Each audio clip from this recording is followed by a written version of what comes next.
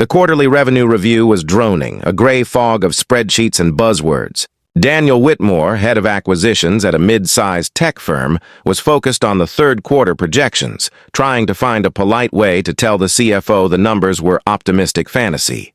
His phone vibrated, an aggressive, insistent buzz on the polished mahogany table, a sound his corporate etiquette usually forbade. He glanced at the screen. Oak Valley Elementary. His heart, which had been comfortably slow ticking, instantly stuttered. It was 10:15 a.m., long past drop-off. Leo, his 6-year-old son, was a robust, happy kid. He wasn't prone to accidents or sickness. Daniel slid the phone closer, covering the speaker with his palm as he answered, nodding a vague apology toward the CEO. Dan Whitmore. Is everything all right? Mr. Whitmore, this is Ms. Castillo, Leo's teacher. Her voice was tight, professional, but he caught the metallic edge of discomfort underneath, a tone designed to mask alarm. Could you come to the school right away? It's a sensitive matter? Sensitive? Is Leo hurt? The fog of the meeting instantly dissolved, replaced by a crystalline fear. No, Mr. Whitmore, Leo is fine. He is with the principal now. I just need you to come. Immediately. I'm on my way. He ended the call, gathered his notes, a meaningless sheaf of papers now, and stood. I apologize, but I have an urgent family emergency. I need to leave. The CEO, sensing true panic, merely waved a hand. Go, Dan. We'll pick this up tomorrow. The elevator ride down was an agonizing study in slow motion. Daniel stared at his reflection, a man perfectly composed in a $2,000 suit, a facade of order about to crack. What could possibly be so sensitive? Leo had been fine that morning, demanding an extra waffle and recounting the plot of a cartoon about space pirates. He was going to participate in show and tell today, show and tell. A sickening wave of realization hit Daniel as he stepped onto the ground floor. What had Leo brought? Sarah, his wife, had been vague. Oh, something from the junk drawer. A little phone, I think. He thought it was cool. He burst out of the building and into the humid October air. The car felt like a capsule of mounting dread. He kept replaying the teacher's words. A sensitive matter, and Leo's object, a little phone. It wasn't a toy phone. It wasn't Leo's old practice phone. Leo had called it, according to Sarah, Mommy's secret phone. The phrase felt like a piece of glass wedged under Daniel's ribcage. His hands gripped the steering wheel, knuckles white, the scent of expensive leather and air conditioning suddenly suffocating. Secret. They had no secrets. Their life was an open book, a carefully authored contract of mortgage payments, weekend soccer, and shared streaming queues. He had a work phone. Sarah had her primary phone. Why would she have a secret phone? His mind, trained to run complex financial risk assessments, now ran catastrophic personal scenarios. Taxes? A gambling problem? No, Sarah wasn't like that. Then came the cold, inevitable possibility. The one he had successfully ignored for the last 18 months as their conversations shrank to logistics and their touches became accidental. An affair. The thought was a physical blow, a vacuum of sound and feeling. It wasn't just a possibility. It was the only explanation that necessitated the teacher's hushed urgency. It was the only secret toxic enough to poison a school day. He sped through the familiar suburban streets lined with the identical comforting houses that represented stability and commitment. The irony was a cruel laugh in the silence of the car. He pulled into the school parking lot, slamming the gear into park. His legs felt heavy and disconnected as he walked toward the administration entrance. The school smelled of floor wax, disinfectant, and the faint, sweet scent of children's nervous energy. It was a smell of innocence. Daniel felt utterly alien here, a trespasser bringing adult ugliness into a sacred space. He was met instantly by Ms. Castillo, a woman who usually radiated patience and warmth, but whose eyes were now shadowed with pity. Mr. Whitmore, thank you for coming so quickly, she whispered, guiding him toward the principal's office, away from the bustling front desk. Leo is safe. He's in Mrs. Alcott's office, playing with blocks. He doesn't understand, thank goodness. What? What happened, Ms. Castillo? Daniel forced the words out, his throat dry. She hesitated, chewing the inside of her cheek. In show and tell, the children were asked to bring in something special. Leo was so excited. He presented this. She opened her palm. Resting in the center was a small, cheap flip phone, a burner phone. It was black plastic, scuffed, utterly anonymous. It was cheap, disposable, and felt sickeningly cold in the warmth of her hand. He called it his mommy's secret phone, and he demonstrated how it worked. A wave of vertigo hit Daniel. He braced himself against the wall. Demonstrated? Yes. He said, "This is the phone Mommy uses to talk to the man with the fun truck." He then opened the phone, and because he's a brilliant child, he managed to press the read button for the last received text message. It displayed on the screen. She paused, her eyes finally meeting his, full of profound regret. The text was, "Explicit, Mr. Whitmore, and recent. The world fractured. It wasn't a financial secret. It wasn't a hidden illness. It was the most brutal, cliched betrayal possible. His wife, his Sarah, was conducting a clandestine affair, and their innocent son had delivered the evidence to an entire classroom of 6-year-olds and their teacher." The phrase, "the man with the fun truck," felt like a cartoonishly cruel detail added by fate. I immediately dismissed the class for an emergency reading circle and took the phone. I cleaned the screen, placed it in a paper towel, she corrected herself, suddenly clinical, and called you. I've logged the incident as a disciplinary matter concerning inappropriate material being brought to school. Mrs. Alcott is completely discreet. She carefully placed the phone on the principal's mahogany desk, its small, black profile a malignant tumor in the tidy office. Daniel could see the screen faintly glowing. Can't stop thinking about yesterday. That hour felt like a lifetime. "See you next week, my love." "So, my love." The words burned into Daniel's retina, blinding him to everything else. The shock was a physical force, instantly replacing his anxiety with a cold, terrifying emptiness.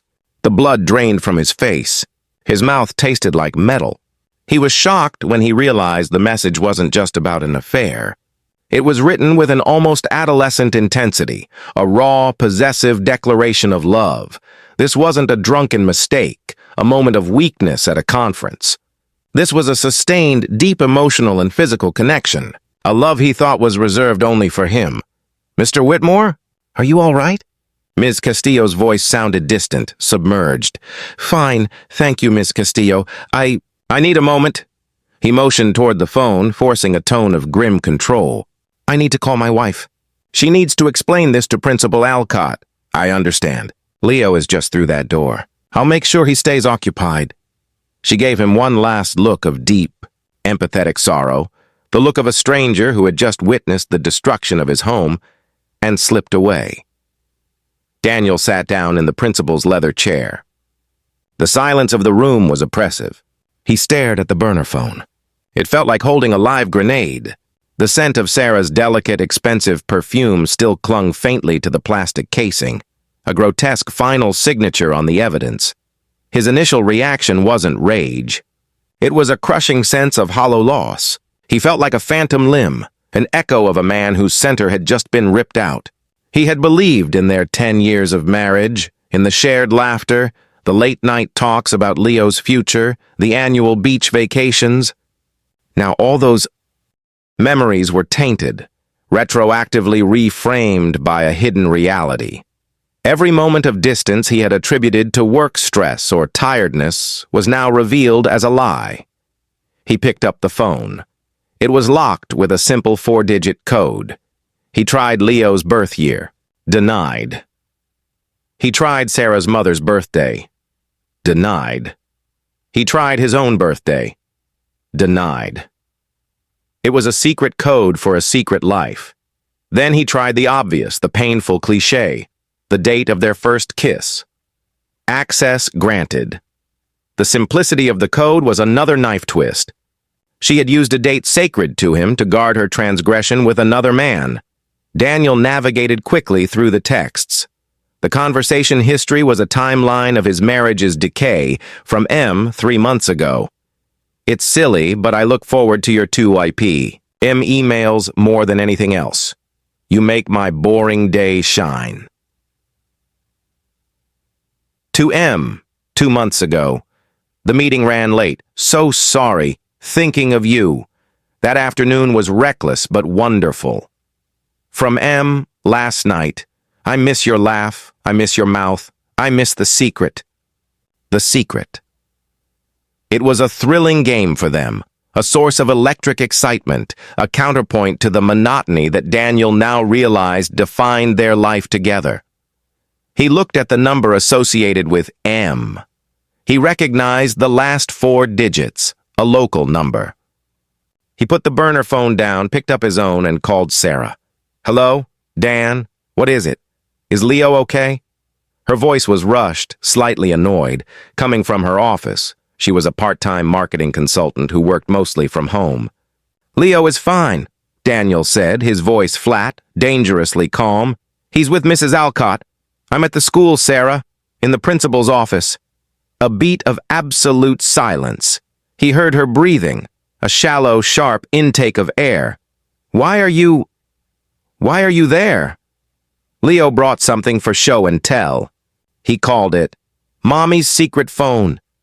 Daniel leaned forward, resting his forehead on his hand. "Sarah, you need to come to the school. Right now. We need to talk before you step foot back in this house." He hung up, not waiting for her reply. The confrontation was coming. The drama, long brewing beneath the surface of their impeccable suburban facade, was about to explode. Daniel waited for 20 agonizing minutes. He stared out the window at the perfect yellowing autumn leaves, noticing every insignificant detail, a chipped paint fleck on the sill, the high-pitched drone of a lawnmower in the distance. He needed the delay to cool his initial blinding fury, replacing it with a strategic, cold grief. He needed clarity to dismantle the life he thought he had. When Sarah finally arrived, she wasn't the picture of confident, stylish competence he saw every morning. She was breathless, her hair slightly mussed, her face pale beneath her faint makeup. Guilt had already etched lines of terror around her eyes. She didn't need to ask. The moment she saw Daniel sitting there, a cheap black phone resting on the desk like a murder weapon, she stopped dead in the doorway. "Dan?" The word was a fragile, broken plea. "Come in, Sarah. Close the door." She moved slowly, like a sleepwalker, and sat opposite him. The principal's office, designed for minor disciplinary discussions, now felt like a high-stakes divorce court. "Look at this," Daniel said, pushing the phone toward her. He didn't raise his voice. The soft, controlled tone was far more devastating. "Leo brought it to school for show and tell. He showed Ms. Castillo and his whole class the last message from M, the man with the fun truck. Do you know who the man with the fun truck is, Sarah? Is he a friend, a colleague? Because I know who M is." I saw the text. "See you next week, my love." "Who is he?" Sarah didn't reach for the phone. She didn't deny it. The guilt was too heavy, too immediate. She crumbled, dropping her head into her hands with a dry, shuddering sob that tore at Daniel. "Oh, God, Dan, I am so sorry. I am so sorry." "Sorry doesn't work here," Daniel said, his own voice cracking despite his control. "It's not enough. Tell me the truth. All of it. Now. Who is he, and how long?" She took a deep, ragged breath, raising her tear-streaked face. "His name is Marcus. He's my personal trainer. We started seeing each other 6 months ago. No, 8. It started 8 months ago. Marcus, her trainer. The man she paid to help her rediscover her fitness. The man whose encouragement she'd often mentioned. Daniel felt a new layer of humiliation. He had paid for the man who was stealing his wife. The man with the fun truck? A tiny, hysterical laugh escaped her. "His gym bag, Dan. It's a huge, bright orange bag. Leo calls it the fun truck." The innocence of the detail was crushing. Leo, their child, had inadvertently provided the key to the entire ugly secret. 8 months, Daniel repeated, absorbing the number like a deep wound. That means you slept with him days after my 40th birthday party. Days after we booked the Caribbean trip. Days after you told me you were happy. I was happy, Dan. Parts of me were. But the rest of me felt like I was drowning in routine. In us. I felt invisible. Her voice rose in a frantic defense. You work so hard, and I appreciate it, I do. But we haven't seen each other in years. We talk about bills and Leo's homework. I became just the coordinator of our life, Dan. Not your wife, not your love. She struck at the heart of their shared failure, twisting the knife of her betrayal with the blade of his neglect. Daniel had thrown himself into work, burying his passion under layers of professional ambition, and she had gone searching for passion elsewhere. He had loved her, he loved their life, but he had failed to maintain the spark. That knowledge brought a painful, self-inflicted dimension to his grief. So, you went and found someone who would notice your new haircut, Sarah? Someone who would pay you attention for an hour a week? Daniel stood up, his height making the room feel smaller. You didn't talk to me. You didn't tell me you were unhappy. You just created a secret life. One that could destroy everything we built, including our son's sense of safety. The drama in the room reached a fever pitch, but it was a quiet, internal implosion. They were two actors in a tragedy, speaking in devastating whispers. I tried, Dan, she sobbed. I left clues. I was distant. I picked fights. You just responded with logic or a new expense account. Marcus, he just listened. He made me feel alive again. That's the awful, desperate truth. He made me feel alive. Daniel looked at the phone, then back at his wife, whose vulnerability and shame were now raw and visible. He saw the woman he fell in love with, the bright, fierce energy that had drawn him 10 years ago, now twisted by this terrible choice. The residual love he felt for her was immense, a heavy chain that made it impossible to hate her completely.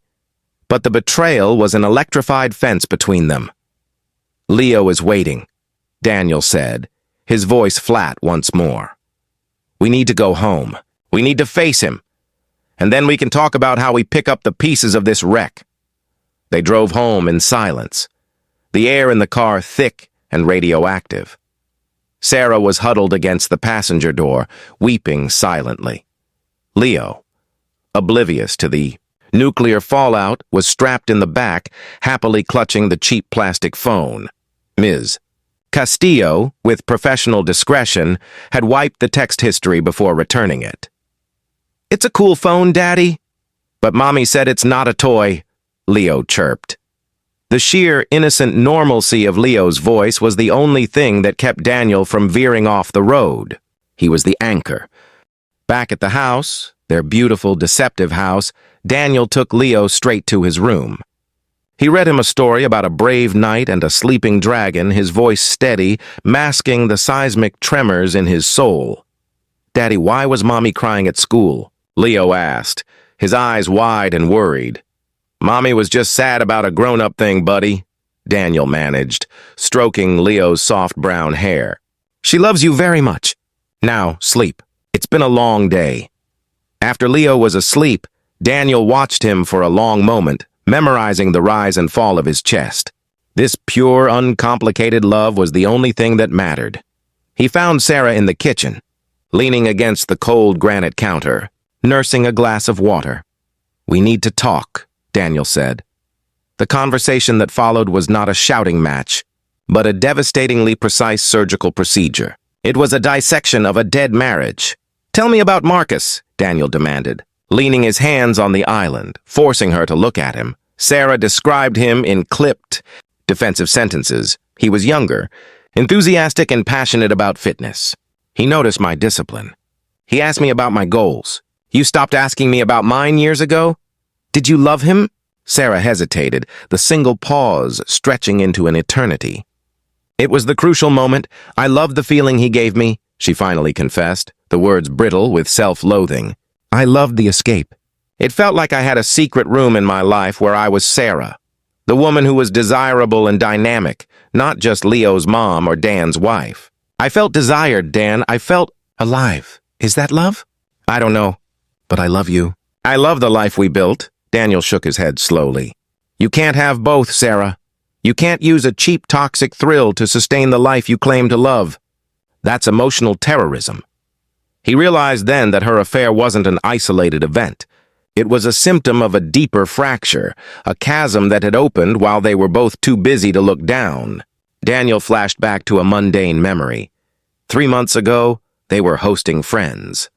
Sarah wore a stunning sapphire dress, and when she walked past, Daniel had merely said, "Careful, don't spill wine on the carpet."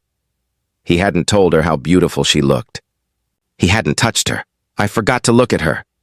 The self-reproach was a fresh layer of pain, acknowledging his own contribution to the distance, but not excusing her response. We had problems, Daniel conceded, rubbing the bridge of his nose. I was distant, obsessed with my career. I own that. I was building our future. But you chose to destroy the foundation instead of telling me the house was burning. I was afraid to tell you, Sarah whispered, her voice raw. I was afraid of the drama, of the paperwork, of the failure. I was afraid I'd be alone. The secret. It felt safer than the truth. The conversation continued into the small hours of the morning, cycling through anger, regret, and agonizing flashbacks. Flashback, 2 years ago. They were in the hospital waiting room when Leo broke his arm. Sarah leaning into him, crying silently. He had felt such protective love for her then, a profound connection forged in crisis. Had that woman died? Flashback, 6 years ago. Moving into this house, toasting champagne in the empty living room. To us, Dan. To our forever. He remembered the way the light caught the dust motes and the fierce commitment in her eyes. The complexity of their bond was the most dramatic element of all. They weren't just two people who stopped loving each other. They were two people who still held affection, shared a history, and profoundly loved their child, but who had murdered the romantic core of their relationship through neglect and betrayal.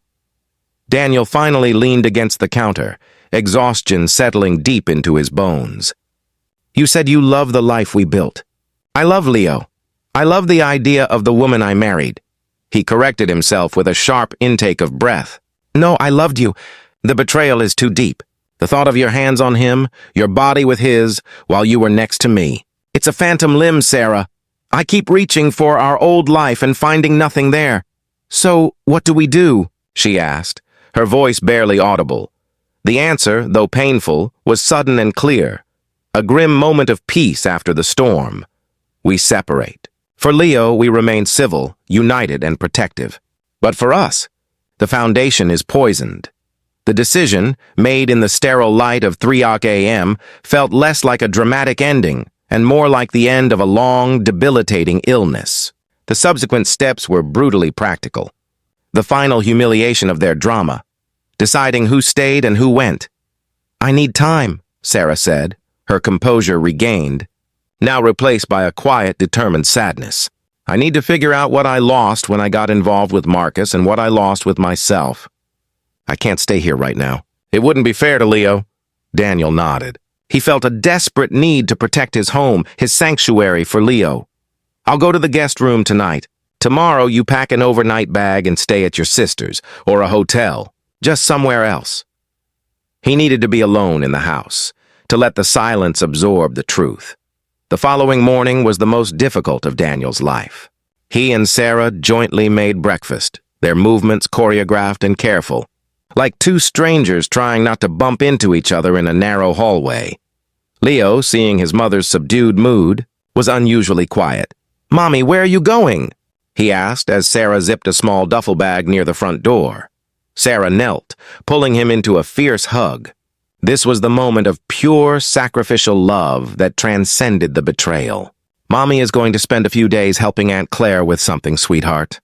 I'll call you tonight and I'll be back to see you in a few days. Daddy will take great care of you." Leo looked from Sarah to Daniel, sensing the shift in the emotional atmosphere, though he couldn't name the cause. "But will you bring back the man with the fun truck?" he asked. The question hung in the air, the final perfect piece of innocent cruelty. Sarah's eyes flooded again, but Daniel intervened immediately, calmly. "No, buddy," Daniel said, putting a steady hand on Leo's shoulder.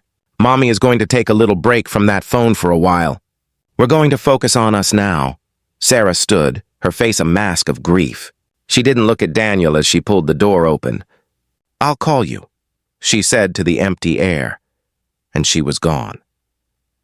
Daniel stood in the entryway, the silence of the house vast and deafening. He felt the sting of betrayal, yes, but also a strange, terrible clarity. The secret phone had exposed the lie, but it had also forced a necessary, painful truth. Their love had died long before the affair started. The drama was over, replaced by the profound, deep work of salvage. He walked to the living room, collapsing onto the sofa. Leo's show and tell artifact, the burner phone, was still on the coffee table. He picked it up and found the phone number for M in the contacts. He didn't call. He didn't text. He selected the contact and pressed delete. He then carefully pried the battery out, separating the malignant device into useless components.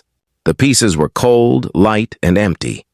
He was shocked when he realized that, amidst the crushing devastation, there was a tiny, fragile spark of potential. The affair had not just destroyed his marriage, it had demolished the illusion of his perfect life, forcing him to acknowledge his own failures and the profound, central love he held only for his son. The story of them was over, but the story of him and Leo was just beginning, painfully and truly. Daniel sat for a long time. The pieces of the phone scattered like debris, staring at a drawing Leo had made for him, a crayon sketch of a stick-figure daddy, a stick-figure mommy, and a big son smiling over their house. The house was now divided, but the sun, he knew, still had to rise tomorrow. He had to be ready for it. The clock on the mantel ticked loudly, marking the first second of his new, terrifyingly honest life.